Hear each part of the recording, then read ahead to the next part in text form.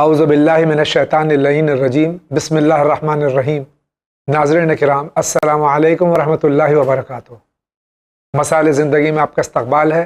آج ہمارے اسٹوڈیو میں ہمارے مہمان ہیں حجت الاسلام جناب مولانا روح ظفر صاحب قبلہ۔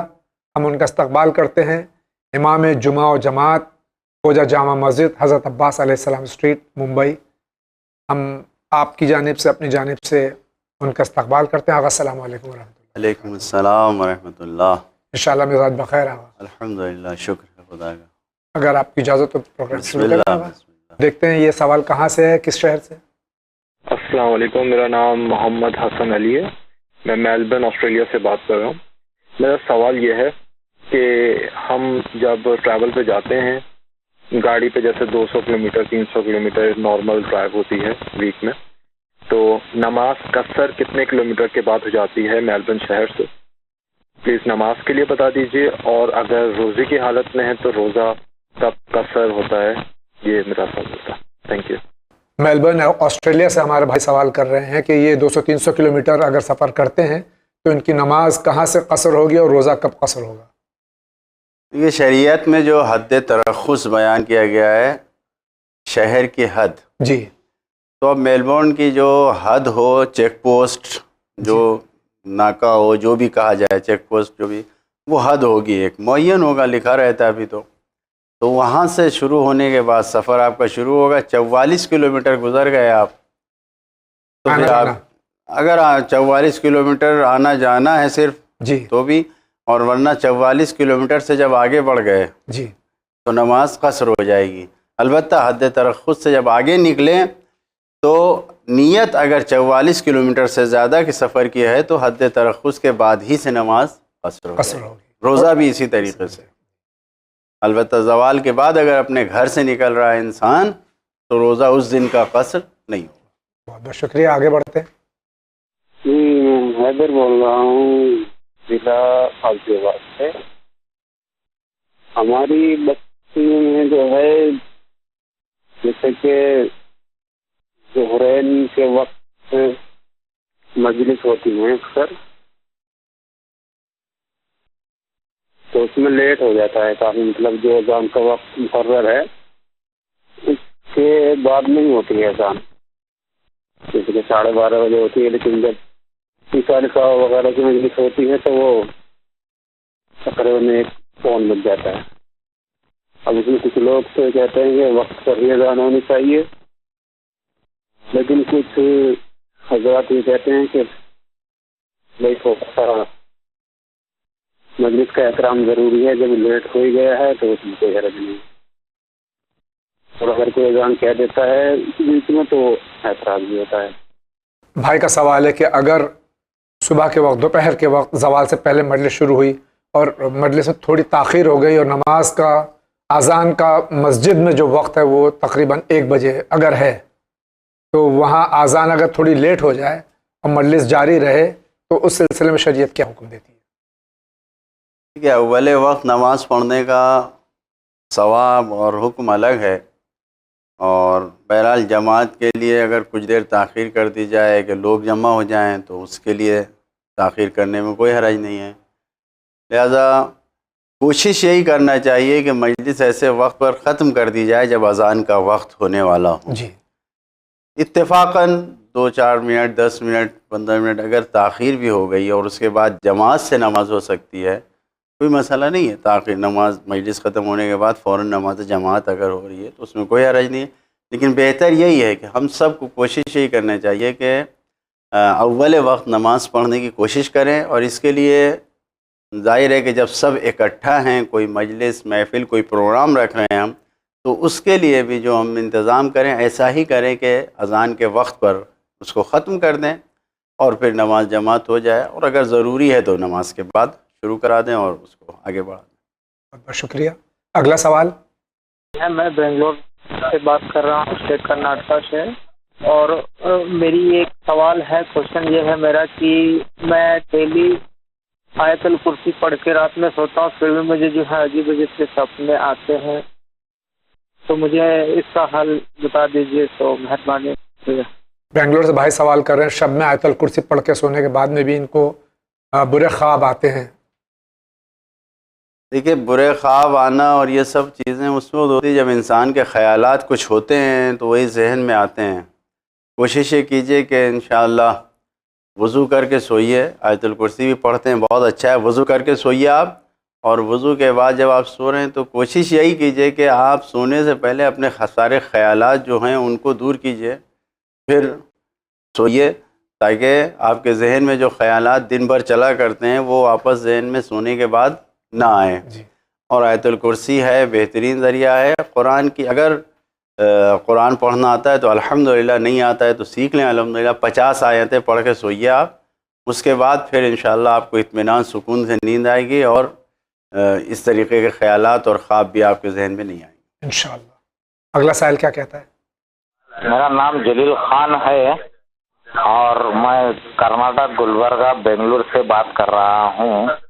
میرا سوال یہ ہے کہ میں جو ہے نا 5 وقت کی نماز نہیں پڑھتا، لہذا میرے گھر میں بھی پریشانیاں بہت ہیں.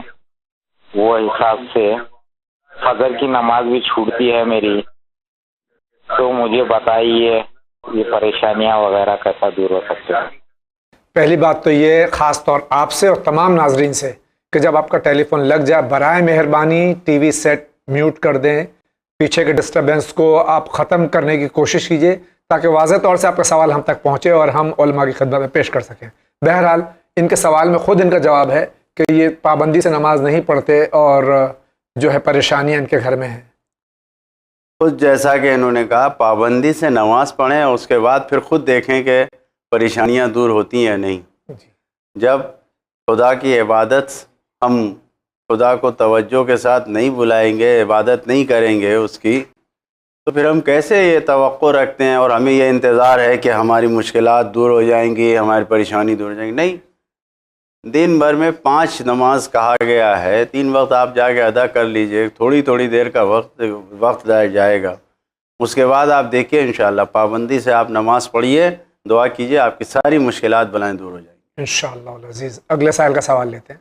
میں حاصل سے بول رہا ہوں راجن، اور میرا مولانا صاحب سے ایک سوال یہ ہے کہ جو کیا بولتے ہیں حرام زادے کہلاتے ہیں جو ہوتے ہیں ناجائز طریقے سے، تو وہ بڑے ہونے کے بعد میں ہے مطلب احکام شریعت پہ اچھی طرح سے عمل بھی کر رہے ہیں، اور مطلب دین مذہب کی باتوں کا عمل کر رہے ہیں، نماز روزے کے پابند ہیں، تو سب کچھ ہے. اس کے باوجود میں نے ایسا کتابوں میں پڑھا ہے اور سنا ہے لوگوں سے کہ وہ ان کو جنت کی مطلب یہ خوشبو بھی نہیں سونگنے کو ملے گی. تو آخر میرا مطلب مولانا سے یہ جاننا ہے کہ وہ ان کا قصور کیا ہے؟ قصور تو کسی اور کا ہے، گناہ تو کسی اور نے کیا ہے. اس بچے کا یا وہ جوان ہونے کے بعد اس شخص کا کیوں اس کو مطلب اس کے ساتھ میں ایسی ناانصافی کہ اس کو جنت کی خوشبو بھی نہیں؟ اس کے اعمال تو اچھے ہیں، گناہ کسی اور نے کیا، سزا اس کو کیوں ملے؟ مجھے اس کے بارے میں تھوڑا سا تفصیل سے بتا دیجیے، مہربانی ہوگی. خدا حافظ. السلام علیکم. اگر خدا نخواستہ کوئی ناجائز بچہ پیدا ہوا، بڑا ہو کے وہ دین اور شریعت کا پابند بھی ہے اور نیک اور مومن بھی ہے، اس کے بارے میں یہ غلط فہمی یا بہرحال جو بھی آپ اس کو وضاحت فرمائیں گے کہ اس کے لیے کہا جاتا ہے کہ وہ جنت کی خوشبو بھی نہیں سونگھ سکتا، تو ایسا کچھ ہے کیا؟ دیکھیے ناجائز اولاد جب وجود میں آ رہی ہیں تو 2 صورتیں ہیں یہاں پر. جی. پہلی صورت یہ ہے کہ یہ غلط فعل جو ہوا ہے اس کا اثر کیسے ختم کیا جائے. جی. کیونکہ اب یہ بچہ جب وجود میں آ گیا تو اب ہر وقت جو بھی دیکھے گا ایک غلط تصور ہے. جی. شریعت نے یہاں پر جو پابندی لگائی ہے کہ وہ معاشرے میں سب کچھ ہے ہونے کے باوجود امام جماعت نہیں بن سکتا. جی. تاکہ اس کی بدنامی نہ ہو. اس کی بدنامی نہ ہو. دوسرے یہ کہ معاشرے میں یہ چیز پھیلنے نہ پائے. جی. اور یہ فعل خود جی جو برا انجام پایا ہے اس کی شہرت نہ ہو اور اس کی برائی کو لوگ سمجھ سکیں، دوری اختیار کریں. جی. دوسری صورت یہ ہے کہ خود اس کا عمل کیا ہے. جی. اس کا عمل اس کے نجات اگر نیک ہے اور وہ بالکل اطاعت مطیع ہے، احکام شریعت کی پابندی کرتا ہے، تو یقیناً اس کو اجر ملے گا. اس کے ماں باپ جو بھی جس نے بھی غلط کام کیا اس سے اس کا کوئی دخل نہیں ہے، کوئی عمل نہیں ہے. خود اس کے عمل کی بنیاد پر، اگر وہ خود نیک ہے تو اس کو جو بھی انعامات خداوند عالم کی طرف سے جنت ہے یا جو بھی ہے سب کچھ ملے گا، اگر خود کا عمل غلط ہے تو پھر اس بنیاد پر اس کو سزا ملے گی۔ آئیے دیکھتے ہیں یہ سوال کہاں سے۔ میں دلی سے بول رہی ہوں۔ میرا سوال یہ ہے کہ میرا بیٹا 17-18 سال کا ہے اور وہ مطلب چڑچڑا بہت ہے اور بہت غصے آ رہا ہے، بات بات سے غصہ کرتا ہے، بات بات سے غصہ کرتا ہے سب سے، ہر وقت بہنوں سے بھی اپنی بہت غلط بولتا ہے اور مجھ سے بھی، اور میں اس سے بہت زیادہ پریشان ہوں۔ تو کوئی دعا ایسی بتائیے مولانا صاحب کہ جو وہ بچہ مطلب اس طرح سے جو غصہ کرتا ہے وہ نہ کرے، اور مطلب میں بہت پریشان رہتی ہوں۔ میری 5 بیٹیاں ہیں اور ایک ہی بیٹا ہے، سب سے چھوٹا ہے وہ، تو میں یہ چاہتی ہوں کہ اس کا غصہ کسی صورت کم ہو جائے، کوئی ایسی دعا بتلائیے مجھے کہ جب میں وہ پڑھ کے دم کر دوں اور اس کا غصہ کم ہو جائے۔ ہماری بہن ہے، نوجوان بیٹا ہے لیکن چڑچڑا ہے، غصہ بہت آتا ہے، بہت پریشان ہے، کوئی دعا اور وظیفہ چاہتی ہے۔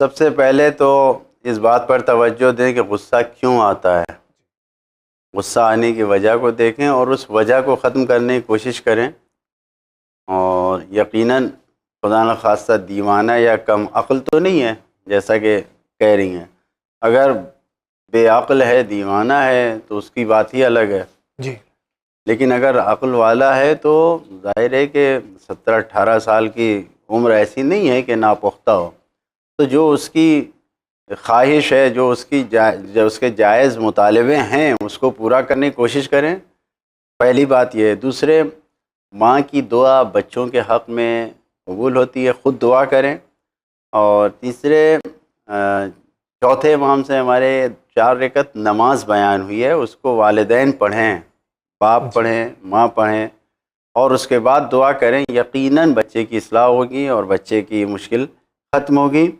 اور میں اشارے میں بتا دوں کہ 4 رکعت نماز ہے، چاروں رکعت میں پہلے ایک بار سورہ الحمد پڑھنا ہے، اور اس کے بعد پہلی رکعت میں سورہ بقرہ کی 128ویں آیت کو 10 بار پڑھنا ہے، دوسری رکعت میں سورہ ابراہیم کی 40 اور 41 نمبر آیت کو 10 بار پڑھنا ہے۔ 2 رکعت نماز پڑھ کے ختم کریں، پھر تیسری رکعت شروع کریں، الحمد پڑھ کے پھر سورہ فرقان کی 74 نمبر آیت کو 10 بار پڑھنا ہے، اور چوتھی رکعت میں سورہ احقاف کی 15ویں آیت کو 10 بار پڑھنا ہے۔ اس طریقے سے یہ 4 رکعت نماز پڑھیں، اور جب چوتھی رکعت ختم ہو جائے سلام پڑھنے کے بعد پھر سورہ فرقان کی آیت کو 10 مرتبہ پڑھیں سلام پڑھنے کے بعد، اور دعا کریں۔ یقیناً یہ بہت ہی کامیاب نسخہ ہے اور اس کو بزرگ علماء نے بتایا ہے۔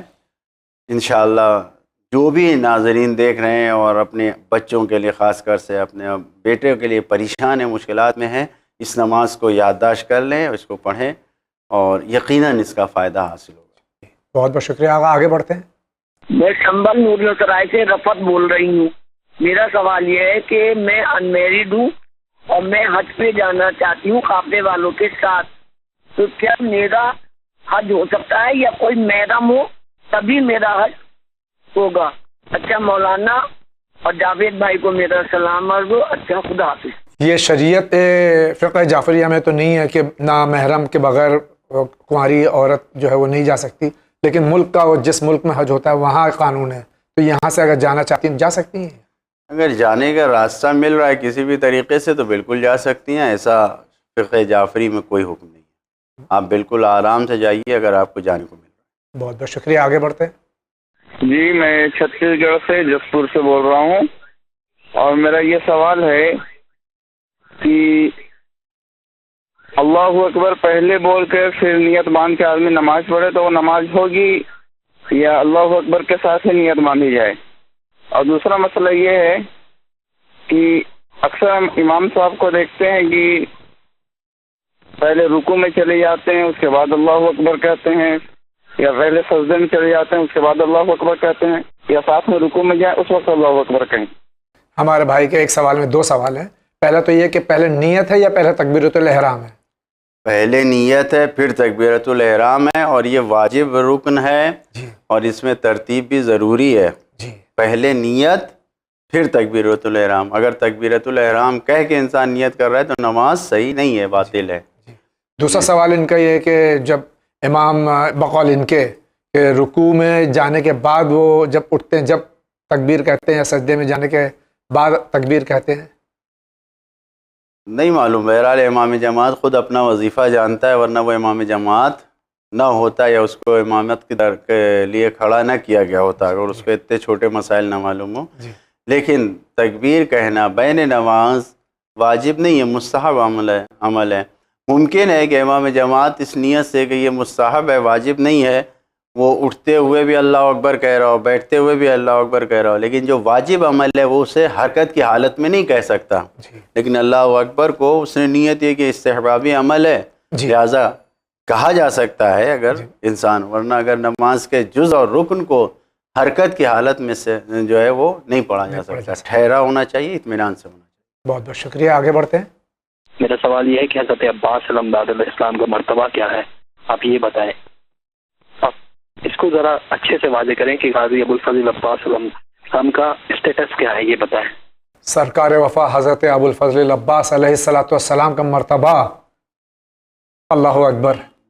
یہ تو مرتبہ معصومین نے جو ہمارے لیے بیان کیا ہے اسی حد تک ہم کہہ سکتے ہیں، ورنہ معصومی ہی جانتے ہیں کیا مرتبہ ہے سرکار کا. اور معصومین جن کی زیارت کے لیے جاتے ہیں، جن کو سلام بھیجتے ہیں، ان کا مرتبہ کیا ہو سکتا ہے. ہمارے چوتھے امام سے روایت ہے کہ ہمارے چچا عباس وہ ہیں کہ کانا نافذ البصیرہ یغبطہ جمیع الشہداء. اللہ اکبر. تمام شہداء جناب عباس کی فضیلت کو دیکھ کے غبطہ کرتے ہیں. اب یہ جمیع الشہداء کا لفظ جو معصوم استعمال کر رہے ہیں، اب اس میں جناب حمزہ جیسے عظیم سید الشہداء سے لے کے اور جتنے شہید ہیں سب ان کو دیکھ کے غبطہ کرتے ہیں، فخر کرتے ہیں.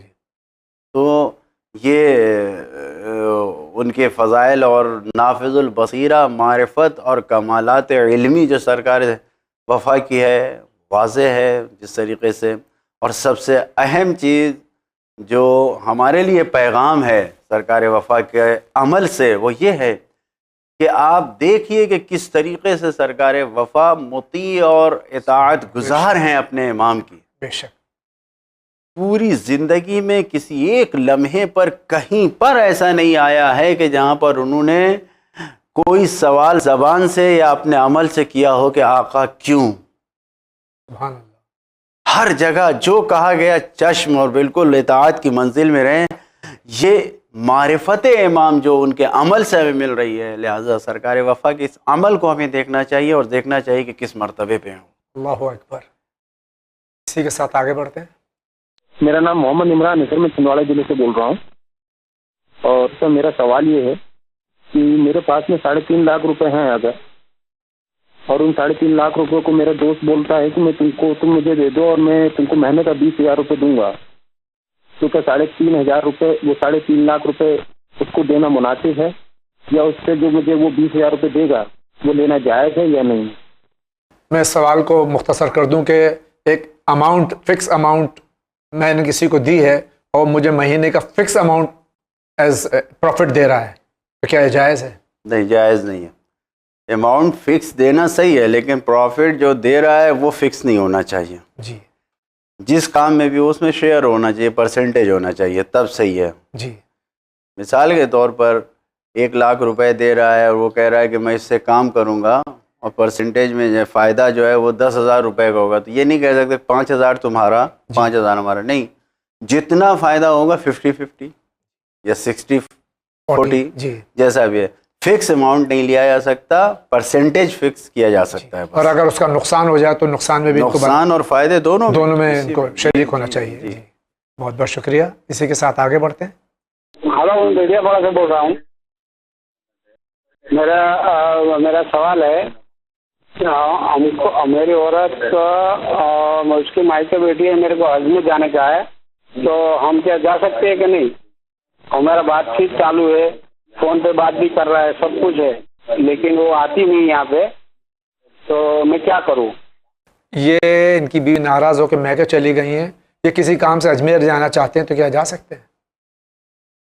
اگر یہ اکیلے بھی جانا چاہیں تو جا سکتے ہیں، لیکن بہتر یہی ہے کہ اگر ناراض ہو گئی ہیں تو سفر پہ جا رہے ہیں اجمیر لے جائیں اور وہاں پر جا کے جو خواجہ معین الدین چشتی علیہ الرحمہ کی قبر ہے اس پہ جا کے فاتحہ بھی پڑھیں اور لے جائیں، اچھی جگہ ہے، گھما کے لے آئیں، انشاءاللہ ناراضگی ختم ہو جائے گی، اور جو مصیبت یا مشکل یا پریشانی ہے جس کی وجہ سے وہ ناراض ہو کے جا کے گھر پہ بیٹھی ہیں اس کو ختم کرنے کی کوشش کریں، اگر وہ ختم ہو جائے گی تو انشاءاللہ واپس آ جائیں گے انشاءاللہ العزیز۔ اگلے سائل کا سوال کیا ہے؟ میں ممبئی سے بول رہی ہوں، میرا یہ سوال ہے کہ اسلام میں کیا سندور لگانا جائز ہے یا نہیں؟ کہ ہمارے یہاں گھر میں مطلب میری بھابھی اور یہ میری بہن ہو جس کی شادی ہو چکی ہے ان لوگوں کی، تو یہ مطلب سندور لگاتی ہیں لیکن لال نہیں لگاتی ہیں، دوسرا جیسے گولڈن کلر میں لگاتی ہیں، تو کیا اسلام میں جائز ہے یا نہیں؟ اور دوسرا یہ سوال ہے کہ یہ جو ہمارے یہاں مطلب جمعہ کے دن یہ عورتیں نا مسجد میں نماز پڑھنے جاتی ہیں، تو کیا یہ صحیح ہے، پڑھ سکتی ہیں؟ کیونکہ میں نے کتابوں میں پڑھی ہوں، سنی ہوں میں، اور کتاب میں پڑھی ہوں کہ مطلب جمعہ کی نماز اور یہ عید الفطر کی اور عید الاضحیٰ کی نماز مطلب عورتوں پہ مطلب نہیں ہے، نہیں پڑھنا چاہیے، تو یہ صحیح ہے کہ نہیں، مطلب پڑھ سکتی ہیں کہ نہیں، اور مسجد میں جا کے نماز پڑھ سکتی ہیں کہ نہیں، اور جمعہ کی نماز بھی مطلب پڑھنا جائز ہے؟ اور تیسرا یہ سوال ہے کہ جیسے کہ اللہ تعالیٰ کے 99 نام میں جیسے کہ خدا نہیں لکھا ہے، تو کیا خدا مطلب کیوں کہتے ہیں؟ اللہ کہنا چاہیے لیکن خدا کیوں کہتے ہیں؟ اس کے بارے میں جاننا ہے، یہی میرا سوال ہے۔ السلام علیکم۔ یہ ہماری بہن اہل سنت والجماعت سے ہیں۔ پہلا سوال تو یہ ہے کہ سندور تو ایک مخصوص چیز ہے، لیکن بعض مقامات پہ بر صغیر میں خاص طور سے ہندوستان میں مانگ کو جو ہے سنہری یا روپیلی اس سے مانگ بھری جاتی ہے، تو کیا جائز ہے؟ اگر یہ صرف شوہر کو دکھانے کے لیے اسلامی احکام کے مطابق اگر صرف شوہر کے لیے کیا جا رہا ہے تو صحیح ہے جی، یا صرف اگر خواتین کے درمیان اس کو کیا جا رہا ہے تو صحیح ہے، فیشن لیکن کے طور پہ جی، ہاں نامحرم اس کو نہ دیکھے، ایک دوسرے اس کو دین کا حصہ نہ جانا جائے۔ جی، اگر دین کا حصہ نہ جانتے ہوئے صرف شوہر کے لیے اس کو زینت کی جا رہی ہے، سجایا جا رہا ہے، تو اس میں کوئی حرج نہیں ہے۔ جی۔ دوسرا سوال بہن کا یہ ہے کہ اہل سنت میں جماعت کی نماز عورتیں خاص طور سے جمعہ یا عید الفطر عید الاضحیٰ کی نماز مسجد میں جا کے جماعت کے ساتھ پڑھ سکتی ہیں؟ اگر انتظام ہے جانے کے لیے وہاں پر اہتمام ہے تو جایا جا سکتا ہے، جس طریقے سے مکہ مکرمہ میں اور مدینہ منورہ میں خواتین کے لیے انتظام رہتا ہے، جماعت سے پڑھ لیتی ہیں، اس میں کوئی حرج نہیں۔ جی۔ تیسرا سوال ان کا یہ ہے، اللہ کے 99 نام میں خدا لفظ نہیں ہے، تو کیا خدا کہنا اللہ کو جائز ہے؟ یقیناً جائز ہے، کیونکہ دنیا بھر میں جتنی زبانیں ہیں ہر زبان میں لفظ اللہ کا کوئی نہ کوئی متبادل ہے، جی، اگر اسی معنی کو جو ہم عربی میں اللہ کو سمجھ رہے ہیں پہنچایا جا رہا ہے تو کوئی حرج نہیں ہے۔ اردو میں خدا ہے، فارسی میں خدا ہے، انگلش میں غالباً گاڈ کا لفظ استعمال کرتے ہیں جو اس تقریباً اللہ کے معنی کو پہنچا دیتا ہے۔ جی، تو وہ لفظ کسی بھی زبان میں ہو، اگر اللہ کے معنی کو پہنچا رہا ہے اور اس سے تصور صرف وہی اللہ کا ہو رہا ہے تو کوئی حرج نہیں، جائز۔ بہت بہت شکریہ۔ اگلا سوال لیتے ہیں۔ میرا سوال یہ ہے کہ جو یہ آپ سب پروگرام دکھاتے ہیں تو اس کی سبسڈی کیا وین چینل میں اویلیبل ہے، وین آفس کے اندر؟ تو ہم کو پلیز بتاؤ، اور سی ڈی کے دام کیا رہتے ہیں؟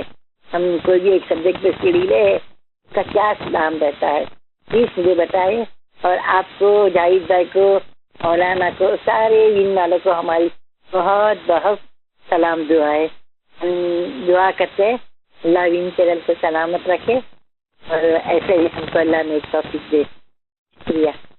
یہ بہن آپ کا بہت بہت شکریہ، جو مسائل زندگی اور دیگر جو پروگرامز آپ کو چینل ون پہ دکھائے جاتے ہیں، آپ کے اسکرین پہ جو ہے ٹی وی اسکرین پہ یہاں کا چینل ون کا نمبر آ رہا ہے، آپ اس پر رجوع کریں، انشاءاللہ آپ کو دستیاب ہو جائیں گی۔ بہت بہت شکریہ آپ کا۔ ہیلو، میں مہاراشٹر یولا سے بول رہی ہوں، اور میرا سوال ہے کہ اگر کوئی بیوی اپنے شوہر پر ہاتھ اٹھاتی ہے تو کیا گناہ ہوگا، کیا ہے؟ اور ایک جب میں پریگننٹ تھی تب میں نے کہا تھا کہ اگر مجھے بیٹا ہوگا تو میں اس کا نام یاسین رکھوں گی، اور پھر میں نے اس کا نام دوسرا رکھ دیا، تو کیا یہ گناہ ہے؟ بہن کے دو سوال ہیں، بیوی شوہر پہ ہاتھ اٹھا سکتی ہے؟ کسی بھی اعتبار سے جائز نہیں ہے، نہ بیوی شوہر پہ ہاتھ اٹھا سکتا ہے نہ شوہر بیوی پہ۔ جی۔ دوسرا سوال یہ ہے کہ انہوں نے منت مانی تھی جب یہ حاملہ تھیں کہ بچے کا نام یاسین رکھیں گی، اور ولادت کے بعد دوسرا نام رکھ دیا، تو کیا ہے اس کا حکم؟ اگر منت یعنی نظر شرعی ہے تو اس نظر کا کفارہ ادا کریں، اور اگر شرعی نہیں تھی، صرف دل میں خیال کیا تھا، صرف نیت تھی، تو اس میں کوئی حرج نہیں ہے، کوئی بات نہیں۔ اگلے سائل کیا کہنا چاہ رہے ہیں؟ مجھے یہ بہت فخر سے کہتی ہوں کہ یہ نیوز چینل جو ہے ہمارے لیے مسائل زندگی نہیں لیکن ہمارے لیے زندگی بن کے آیا ہے، اور مجھے یہ بہت بہت پسند ہے، اور میں یہ اس کے پروگرام سارے دیکھتی ہوں، خاص طور پر مسائل زندگی۔ ہاں مولانا صاحب، میرا سوال یہ ہے آپ سے کہ یہ ابھی جو عید گزری ہے، میں ایسی جگہ رہتی ہوں کہ جہاں پہ نہیں تو کوئی مسلمان ہے میرے آس پاس، نہ ہی کوئی اور ہے، اور مطلب عید ایسی گزری کہ ہمیں 10:30 بجے پتہ چلا کہ عید ہے آج، تو ہم نے فطرہ جیسے نکالا تو وہ ہمارا فطرہ مطلب مانا جائے گا، اس لیے یہ کہتے ہیں نا کہ عید جب ہو تو پہلے فطرہ نکالتے ہیں نماز سے پہلے، اور جب ہمیں پتہ ہی 10:30 بجے چلا ہو، نہ تو ہمارے یہاں سے یہ نماز پڑھنے کے لیے کوئی گیا، اور پھر ہم نے فطرہ نکالا تو وہ ہمارا فطرہ کیا مانا جائے گا؟ اور دوسرا سوال میرا یہ ہے کہ جیسے میں فطرہ امام زمانہ کا نکالتی ہوں تو لوگ یہ کہتے ہیں کہ امام زمانہ کا فطرہ کیوں نکالتے ہو، لیکن میں یہ نکالتی ہوں کہ وہ موجود ہیں، اس لیے میں ان کا فطرہ نکالتی ہوں۔ میں دلی سے بول رہی ہوں، ITO سے شہناز نقوی۔ السلام علیکم۔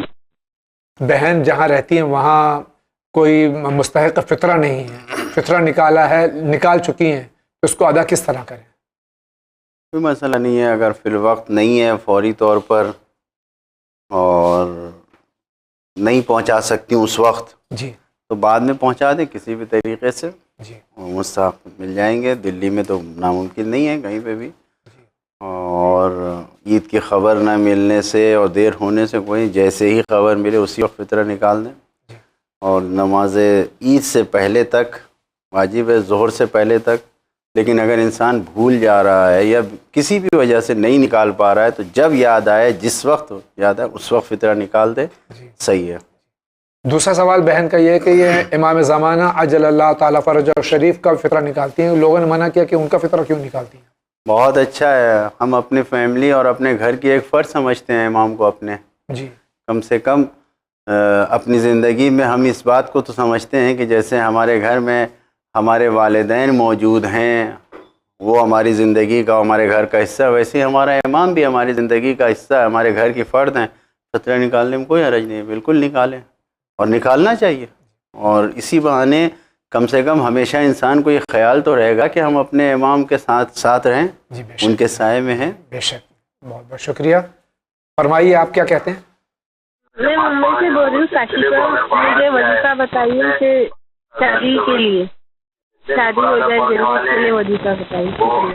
پہلے تو آپ کا صحیح سوال یہاں تک پہنچے اس کے لیے وظیفہ بتاتا ہوں کہ جب ٹیلی فون لگ جائے تو برائے مہربانی ٹی وی سیٹ میوٹ کر دیں، پیچھے کے ڈسٹربنس کو بند کر دیں تاکہ آپ کا صحیح سوال ہم تک پہنچ جائے۔ یہ وظیفہ آپ تک پہنچ گیا اگر، اب سوال آپ کا جو ہے وہ شادی کے لیے ہے کہ شادی کے لیے کوئی وظیفہ بتا دیجیے۔ نے اس کے پہلے بھی پروگرام میں کہا ہے، اور شاید بہن نے نہیں سنا ہوگا، کہ اگر شادی کی عمر ہو رہی ہے اور وہ ہے تو پہلے رشتے تلاش کریں، کوشش کریں، جی، اور اس کے ساتھ پھر جو ہے وہ دعا اور وظیفے کی طرف جائیں۔ ایسا نہیں ہے کہ گھر میں بیٹھا رہے اور پھر جی، رشتہ آ جائے گا، نہیں، کوشش کریں۔ اور دوسرے یہ کہ سورہ طٰہٰ جی، کی تلاوت کر کے کسی بھی ٹب میں، بالٹی میں، کسی چیز میں پانی بھر لے اور اس سے غسل کرے، جی، انشاءاللہ رشتہ ضرور آئے گا اور جلد شادی ہو جائے گی۔ یہ عمل انجام دیں انشاءاللہ۔ انشاءاللہ العزیز۔ اگلا سائل۔ ہلو، السلام علیکم، میرا نام سلیم محمد ہے، گاؤں بنیڑا کا رہنے والا ہوں۔ حضور، میرا ایک مسئلہ یہ ہے کہ یہ جو عورت کے حقوق میں کیا کیا ہے، اور یہ کھانا بنانا جو ہوتا ہے کیا یہ عورت کے حق میں نہیں آتا کہ کھانا نہ بنائے گھر کے کاموں میں؟ مثلاً مرد کام کر کے آیا تو عورت کا فرض ہے کھانا بنانا یا نہیں بنانا؟ میں اس کے مطلب کو جانکاری چاہتا ہوں لیکن ٹی وی میں دیکھ نہیں سکتا. ہمارے بھائی فرما رہے ہیں کہ یہ کام کرتے ہیں اور فرما رہے ہیں عورت پہ کیا کھانا پکانا گھر میں فرض ہے؟ عورت تو کھانا اگر نہیں بنائے تو کیا اس کے اوپر واجب ہے کہ شوہر کے لیے کھانا بنائے؟ واجب نہیں ہے، فرض نہیں ہے کھانا پکانا. بہرحال اگر گھر میں وہ پکا رہی ہیں تو یہ اس کا لطف ہے، اور اگر ظاہر ہے کہ معاشرے سماج میں رائج نہیں ہے، ورنہ وہ اپنے اس کام کے لیے اجرت بھی لے سکتی ہے شوہر سے. جی. جب شریعت نے اتنا حق دیا ہے کہ اگر بچے کو دودھ پلا رہی ہے تو دودھ پلانے کا پیسہ بھی لے سکتی ہے. جی. تو کام کرنا اس کا بھی پیسہ لے سکتی ہے، لیکن نہیں لے رہی ہے، کام کر رہی ہے تو یہ اس کا لطف ہے. جی بے شک. یہ اس کی طرف سے کرم ہے، لیکن واجب نہیں ہے، شریعت نے واجب نہیں قرار دیا. گھر کا ماحول اس طرح لوگ بنائیں، اپنی بیوی کو اتنا خوش رکھیں کہ وہ از رائے محبت خود یہ کام کریں. بالکل. جی. بالکل. جی. خوشی سے کام خوشی کرے، سے. خوشی سے سارے خدمت کو انجام دے. جی بہت بہت شکریہ. آگے بڑھتے ہیں. ابھی کچھ سیکنڈز پہلے میں نے ایک ویڈیو دیکھا جس میں آئی ایس کا ظلم صاف سمجھ میں آ رہا ہے کہ انہوں نے کئی مسجدوں کو، کئی مزاروں کو پہ حملہ کر کے مزاروں کو ڈسٹرائے کر دیا. تو آپ یہ بتائیے کہ اپنے آنکھ سے میں نے دیکھا کہ حضرت عباس علیہ السلام کا نام، بی بی زینب علیہ السلام کا نام اور امام حسین علیہ السلام السلام علیکم یا ابا عبداللہ کا بینر زمین پہ رکھا ہوا تھا اور سجدگاہ رکھی ہوئی تھی، مطلب، اور وہیں پہ شاید ان لوگوں نے بلاسٹ کیا. تو مجھے یہ بتائیے کہ جب ان لوگ بلاسٹ کرتے ہیں تو پھر ایران گورنمنٹ کیا کر رہی ہے؟ ایران گورنمنٹ کا کیا کردار اس میں ہو رہا ہے؟ اور دیگر سیریا کے بشار الاسد صاحب یا کرنٹ عراق کے پریزیڈنٹ، ان لوگوں نے کیا اس پہ جوابی کارروائی کی؟ اس کا جواب دیں آگا. اور یہ بتائیے کہ ایسا کیوں ہو رہا ہے؟ جب جانتے ہیں لوگ کہ ڈسٹرائے ہو رہا ہے تو اس کی حفاظت کیوں نہیں کر پا رہے ہیں؟ کافی لوگ تو ہیں لیکن حفاظت کیوں نہیں ہو رہی ہے؟ اس کا جواب دیں. مصیبت کا وقت ہے، آپ سے درخواست ہے کہ گزارش ہے دعا کریں. پورے شیعوں پہ ابھی عراق، خصوصاً عراق، سیریا، یمن، بحرین اور ایران میں تو اللہ کا شکر ہے کہ حالات صحیح ہیں، لیکن اور دیگر سیریا، عراق میں کافی مصیبت میں شیعہ، ان لوگوں کے دعا کریں آگا پلیز. شکریہ. خدا حافظ. یقیناً جو مومنین ہیں، اور صرف شیعوں پہ نہیں، اہل سنت پر بھی ظلم ہو رہا ہے اور دوسرے اقوام پہ بھی ظلم ہو رہا ہے. اب ہمارے بھائی کا سوال یہ ہے کہ کوئی ملک، خاص طور سے ایران کا انہوں نے ذکر کیا یا سیریا کا ذکر کیا، یہ مداخلت کیوں نہیں کر رہے ہیں؟ یقیناً جو کچھ ہو رہا ہے یہ عالمی استعمار جو ہے، اسرائیل جو اسلام کے یعنی صہیونزم، یہ جو کھلے ہوئے دشمن ہیں، انہوں نے اس طریقے کی سازش رچی ہے، ورنہ حقیقت میں یہ مسلمان نہیں ہیں. یورپ اور امریکہ میں جس طریقے سے لوگ اسلام کی حقیقت کو سمجھتے ہوئے اسلام کی طرف آ رہے تھے، اس رجحان اور اس دلچسپی کو ختم کرنے کے لیے یعنی موثق ذرائع سے یہ معلوم ہوا ہے کہ وہ لوگ جو جیلوں میں سزائیں کاٹ رہے تھے، ان کو صرف لمبی لمبی داڑھی رکھوا کے، اللہ اللہ کا کلمہ سکھا کے یہ آئی ایس میں بھیجا گیا ہے، جو جیلوں میں سزا کاٹ رہے تھے. اور یہ صرف یا اللہ، یا رسول اللہ، بسم اللہ الرحمن الرحیم، یا رسول اللہ تو ان کا بدعت ہے. جی کچھ ایسے ہیں کہ دو چار حدیثیں یاد کر لیا ہے اور ایک 15-20 منٹ بول سکتے ہیں. انہوں نے اپنا سرغنہ بنا لیا ہے، اس لیے کہ ساری دنیا میں یہ ویڈیوز دکھائی جائے، یہ کلپس دکھائی جائے، تاکہ جو یورپ امریکہ میں لوگ اسلام کی طرف آ رہے ہیں نہ آئیں. یہ مقصد ہے مسلمانوں کو دہشت گرد، ٹیرورسٹ بنا کر پیش کرنے کے لیے یہ دنیا کی طرف سے کیا جا رہا ہے. اور یہ آپ جان لیجئے کہ یہ صرف شیعوں پہ نہیں کر رہے ہیں، یہ دنیا میں جہاں پر بھی حق پسند انسان ہیں سب پہ کر رہے ہیں. اور ہم اس کے مخالف ہیں، ہم اس کو کنڈم کرتے ہیں، اس کی مخالفت کرتے ہیں کہ کہیں پر بھی انسانوں پر ظلم نہیں ہونا چاہیے. اور یہ بھی ایک بہت بڑا ظلم ہے کہ آپ تک خبریں نہیں پہنچ رہی ہیں. یہ سوشل میڈیا پہ اور جو عالمی میڈیا ہے یہ صحیح خبریں نہیں پہنچا رہا ہے، ورنہ حقیقت میں اگر آپ دیکھیے تو خود عراق کی حکومت، ایران کی حکومت، خود شام کی حکومت، جس طریقے سے یہ لوگ جافشانیوں کے ساتھ ڈٹے ہوئے ہیں اور ایک طرف پورا عالمی استعمار ہے جو IS کے سپورٹ کر رہا ہے، اور ایک طرف یہ چند ملک جن کا آپ نے نام لیا، یہاں کے حکمران اور یہاں کی عوام ہے جو ڈٹ کر مقابلہ کر رہے ہیں اور الحمدللہ کامیاب ہیں. بڑے بڑے شہروں سے انہوں نے عراق سے داعش کو نکال باہر کیا ہے، روزوں کی حفاظت کر رہے ہیں. اگر وہاں کی عوام اور وہاں کے لیڈران رہبران نے تدبیریں نہ کی ہوتی تو نقشہ آج کچھ اور ہوتا. جو دشمن چاہ رہا تھا عراق کو تقسیم کرنا اور بانٹنا، وہ سب عملی ہو چکا ہوتا اگر رہبر اور مرجعیت کی طاقت نہ ہوتی. یہ خبریں آپ تک نہیں پہنچ رہی ہیں. آپ کوشش کیجئے کہ صحیح خبروں کو حاصل کیجئے. انشاءاللہ وہ دن دور نہیں کہ جب حقیقی اتحاد اور حقیقی اسلام کے ذریعے دنیا بھر کے بنے ہوئے نام نہاد مسلمانوں کے چہرے سے نقاب الٹی جائے گی اور کامیابی سچے مسلمانوں کو ہوگی. بہت بہت شکریہ. اسی کے ساتھ آگے بڑھتے ہیں. جی میں آگرہ سے بول رہی ہوں. اور السلام علیکم. میں آگرہ سے بول رہی ہوں اور مجھے یہ سوال پوچھنا ہے کہ مجھے مسجد سے پڑھنے کا بہت شوق ہے اور مجھے کیسے مطلب قرآن کی آیتوں کو لے کے مسجد سے پڑھی جائے یہ پوچھنا تھا.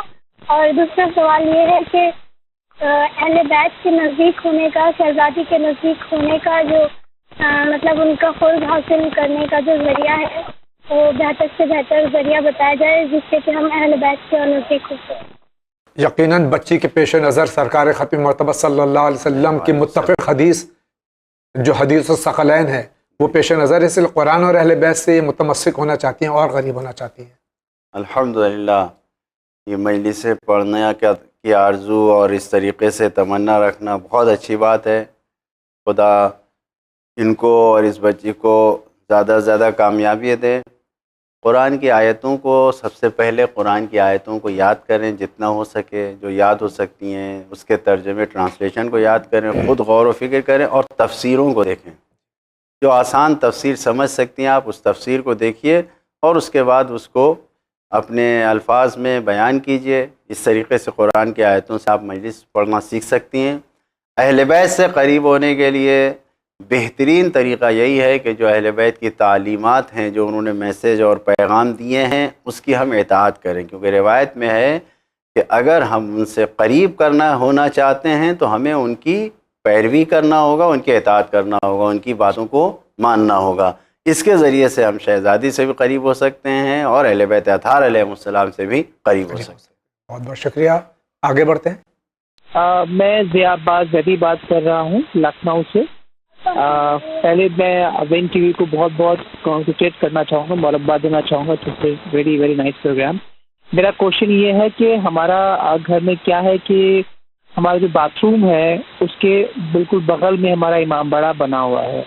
تو کئی دفعہ ہم لوگ یہ سوچتے ہیں کہ یہ صحیح ہے کہ نہیں ہے، تو پلیز مجھے بتائیں کہ یہ صحیح ہے کہ نہیں ہے. حالانکہ ہم باتھ روم کو یوز کرتے ہیں لیکن یہ کہ بالکل دیوار ملی ہوئی ہے، امام باڑہ چھوٹی سی اسپیس ہے.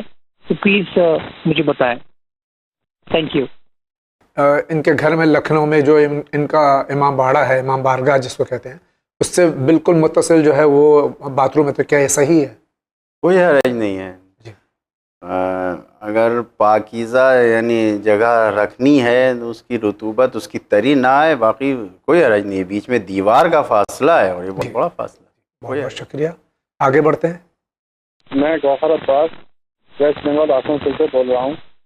میرا سوال یہ ہے کہ اگر وضو کرنے کے فوراً بعد کسی وجہ سے وضو ٹوٹ جائے تو کیا فوراً وضو کر لینا چاہیے یا مسل کی جگہ سے جو بال ہیں ان کے خشک ہونے کا انتظار کرنا چاہیے؟ اور دوسرا سوال یہ ہے کہ اگر ہم وضو کی حالت میں ہیں اور دوبارہ وضو کر لیں تو یہ اس سے ثواب ہے یا اچھی بات ہے یا وضو کے اوپر وضو کرنا جائز نہیں ہے؟ ایک سوال میں دو سوال ہمارے بھائی کے کہ وضو اگر ٹوٹ جائے تو پھر سے پورا وضو کرنا ہے. دوسرا یہ کہ اگر وضو باوضو ہیں تو تجدید وضو کرنا جائز ہے یا نہیں ہے؟ تجدید وضو کرنا، پہلے دوسرے سوال کا جواب کہ تجدید وضو کرنے کو روایت میں یعنی تجدید وضو نہیں بلکہ دوبارہ جو ہے وضو ہے اور پھر وضو کرنا. انسان باوضو رہتا ہے، اب نماز کا وقت آنے والا ہے پھر سے وضو گیا جبکہ ٹوٹا نہیں تھا وضو، تو اس کو نور علی نور کہا گیا ہے. اس لیے کوئی حرج نہیں ہے اور بہت ثواب ہے. ہمیشہ انسان باوضو رہے اور نماز کے وقت پھر سے وضو کر لے. اور اگر کسی بھی وجہ سے وضو ٹوٹ گیا ہے تو انسان فوراً وضو کر سکتا ہے. بس وہ خود جو آپ نے کہا کہ کم سے کم، کیونکہ چہرے پہ اگر بھیگا بھی ہے انسان تو مطمئن ہو جائے گا کہ کہاں پر پانی گیا کہاں پہ نہیں گیا. جی. لیکن مسح کی جگہ پر انسان مطمئن نہیں ہونا، لہٰذا کم سے کم ہاتھ سے ہی سکھا لیں، کچھ بھی کر لیں، کم سے کم مسح کی جگہ خشک کر لیں، پھر اس کے بعد وضو کریں. فوراً وضو کرنے میں کوئی حرج نہیں. بہت بہت شکریہ. اگلے سائل کیا کہنا چاہ رہے ہیں؟ ہم یہاں لکھنؤ سے فاطمہ بول رہے ہیں. ہمیں یہ پوچھنا ہے کہ جیسے رات مطلب ہم شادی شدہ ہیں، پر ہم یہ کوشچن کرنا چاہتے ہیں کہ ہم رات میں مطلب اپنے ہسبینڈ صاحب اگر ہم جنابت کی حالت میں ہیں اور دس مطلب ہم نہا نہیں پائے 10-15 منٹ کے بعد ہمیں یہ پتہ چلتا ہے کہ ہم حیض کی حالت میں ہو گئے ہیں، تو جیسے جنابت کی حالت میں کھانا پینا حرام ہے تو ہم اس میں غسل نہیں کر سکتے ہیں، تو کیا مطلب اگر جب تک ہم غسل نہیں کر سکتے تو ہم کھانا پینا کھاتے تو کیا حرام ہے؟ مختصر بہن کا سوال یہ عرض کر دوں کہ حالت جنابت میں کھانا پینا کیسا ہے؟ مکروہ ہے، حرام نہیں ہے. جی. یہ ذہن میں خیال غلط ہے کہ حالت نجاست و جنابت میں جو ہے کھانا پینا حرام ہے. نہیں، مکروہ ہے. جی. اور بہتر یہ کہ انسان غسل کے بعد جو ہے کھائے پیے، ورنہ اگر مجبوری ہے، نہیں ہے، بھوک لگی ہے، انسان کھا سکتا ہے، کوئی اس میں وہ نہیں ہے. جی. اور خصوصاً اگر ایسا ہی ہے تو وہ جو عورتوں کے پیریڈ کے زمانے ہوتے ہیں اس میں 7-7 دن 10-10 دن کھانا پینا. جی ہاں، کھاتے پیتے ہی. پھر بہت بہت شکریہ. آپ فرمائیے.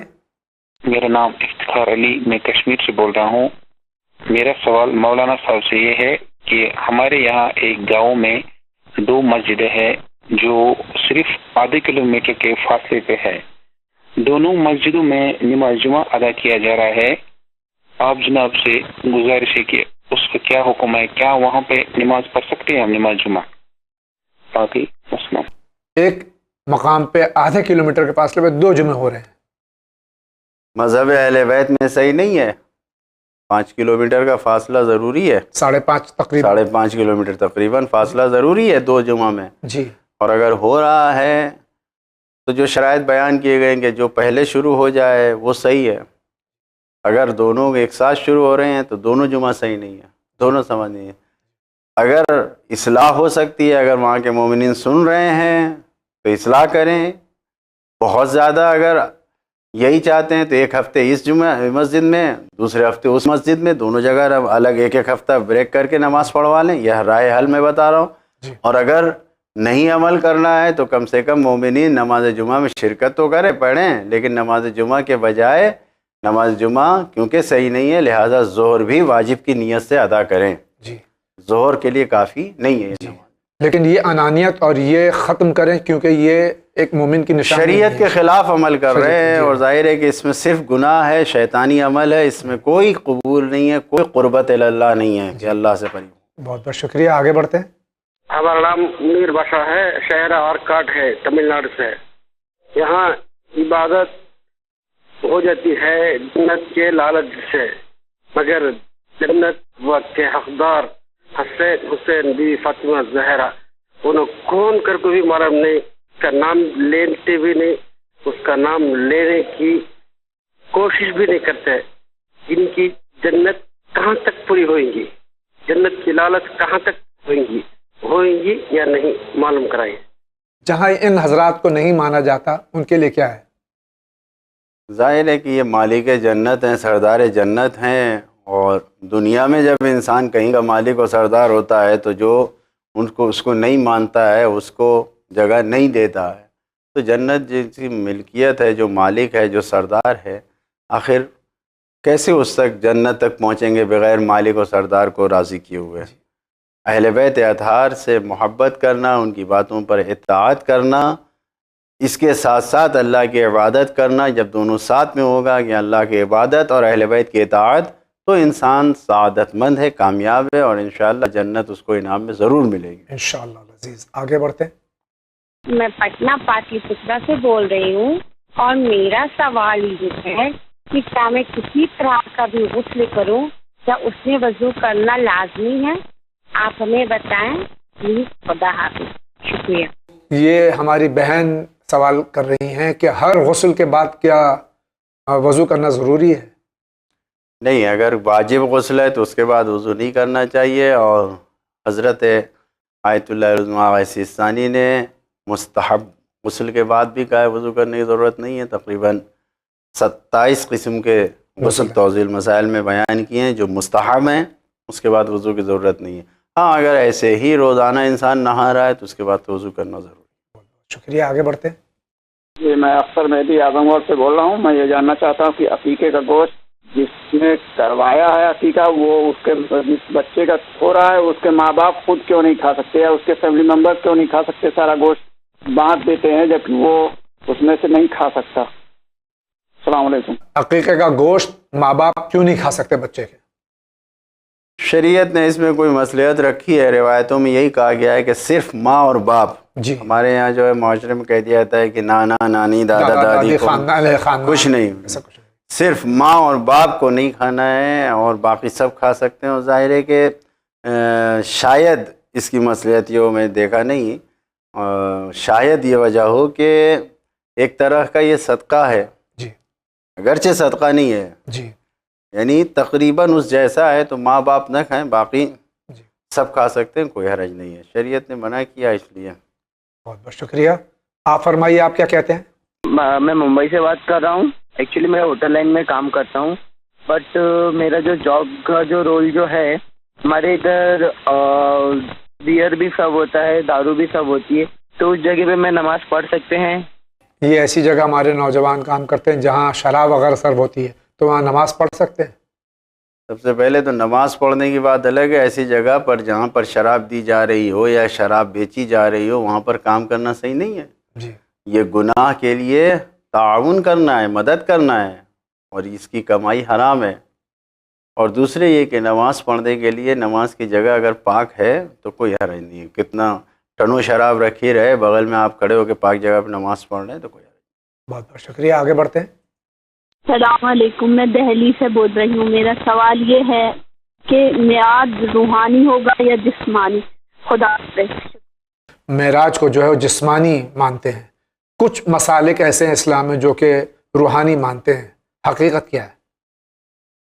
حقیقت یہ ہے کہ معراج جسمانی ہے، جی روحانی صرف نہیں ہے. جی اور ہمارے یہاں روایتوں میں باقاعدہ اس کے اوپر مفصل بحث ہوئی ہے. جی اور ہمارے علماء نے الحمدللہ بہت سیر حاصل، یعنی کافی مفصل بحث اس کے اوپر کیا ہے، جس میں دلیلیں بیان کی ہیں جی کہ معراج جسمانی. بہت بہت شکریہ، آگے بڑھتے ہیں. قول ہے معصومین علیہ السلام کا کہ جو مر جائے اور دل میں اہل بیت کی محبت ہو تو وہ شہید ہے، اور اس کا مرتبہ جو شہید ہوتا ہے اس کا مرتبہ زیادہ اونچا ہوتا ہے، یا پھر جو کسی بے گناہ کو قتل کیا جائے جیسے باقر النمر، ان کو قتل کیا گیا تو ان کا مرتبہ زیادہ اونچا ہے؟ یعنی جو نارمل موت مرتا ہے وہ بھی شہید ہے، جو اس کو قتل کیا جاتا ہے وہ بھی شہید ہے، تو ان دونوں میں مرتبہ کس کا اونچا ہوا، اس کو واضح کر دے ذرا. تو دونوں میں مرتبہ کس کا زیادہ ہے؟ بہرحال شہادت ایک ہی ہے.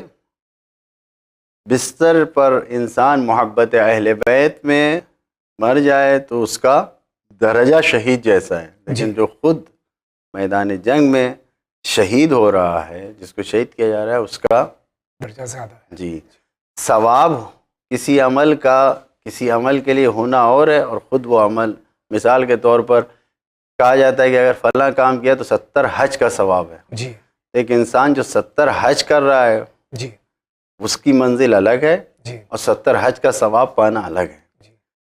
تو یقیناً محبت اہل بیت پہ جو بھی مر رہا ہے اس کو شہادت کا درجہ حاصل ہے. لیکن جب دونوں کے درجے کو دیکھا جائے تو جو اپنی جان کو میدان جنگ میں یا اس طریقے سے جیسے فی سبیل اللہ، فی سبیل اللہ جی جس کو شہید کیا جا رہا ہے اس کا درجہ حاصل. بہت بہت شکریہ، آگے بڑھتے ہیں. ہیلو السلام علیکم، میرا نام نیدا ہے، میں ممبئی سے بول رہی ہوں. میرا کوشچن یہ ہے اگر روزی نہ ہو تو کون سی دعا مانگنی چاہیے؟ روزی کے لیے کون سی دعا مانگنی چاہیے؟ سب سے پہلے تو انسان کو ضروری یہ ہے کہ واجب نمازوں کو اپنے وقت پر ادا کرے اور اس کے بعد دعا کرے. جی اور واجب نمازوں کو جب وقت پہ ادا کرے، دعا کرے تو یقیناً روزی میں اضافہ ہوتا ہے. دوسرا عمل یہ ہے کہ انسان ہر واجب نماز کے بعد سورہ الحمد اور آیت الکرسی کو پڑھے، جی اور اس کے بعد جو ہے اس سے روزی میں اضافہ ہوتا ہے. اور تیسرا عمل یہ ہے کہ انسان اللہ کی راہ میں صدقہ دے. جی. صدقہ دینے سے بھی انسان کی روزی اور رزق میں اضافہ ہوتا ہے. بے شک. بہت بہت شکریہ. اگلا سوال. میں احمد آباد وٹوا سے بول رہی ہوں.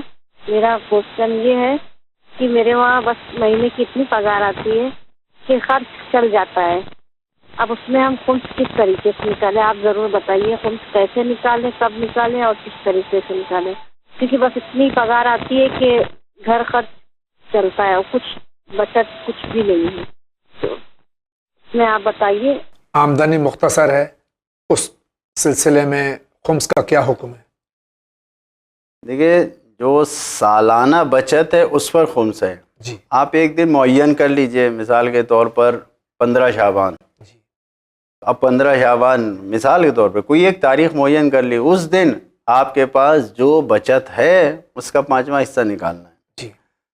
اب 15 شعبان کے دن آپ 15 شعبان آئی اور آپ کے پاس کچھ بھی نہیں ہے، مثال کے طور پر 1 روپیہ بچا ہے، تو صرف 20 پیسے آپ دے دیے، یہی آپ کا خمس.